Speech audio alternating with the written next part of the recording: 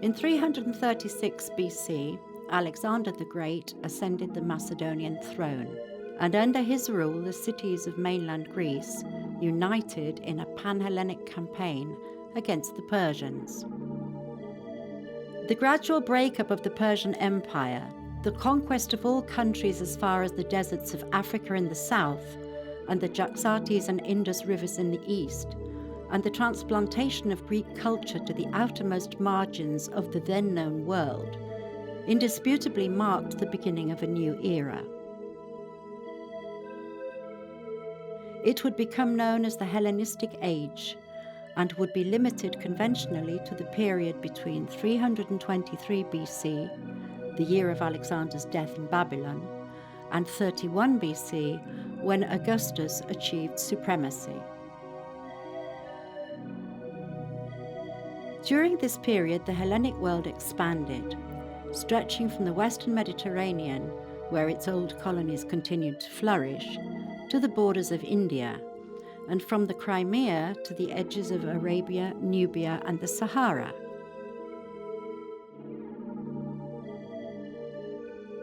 The division of this vast geographic area into kingdoms, outcome of the conflicts that broke out between the successors to Alexander,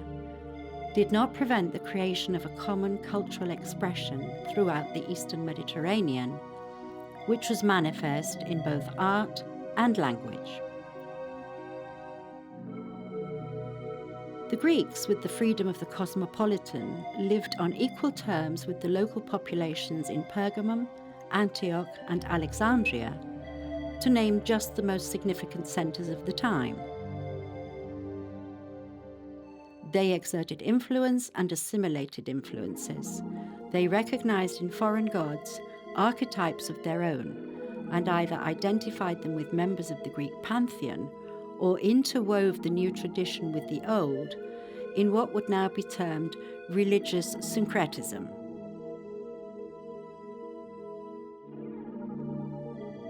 Save for the warring democratic coalitions of the cities in mainland Greece,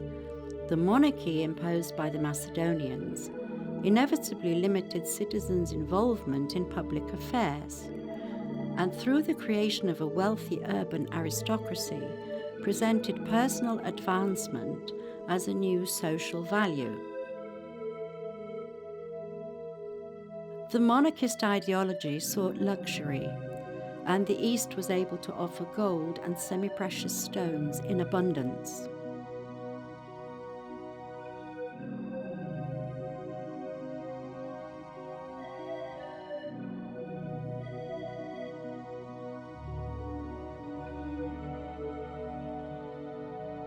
Hellenistic art, expressing passion, the abysmal, the sublime, as Cavafy the Alexandrian would teach us thousands of years later,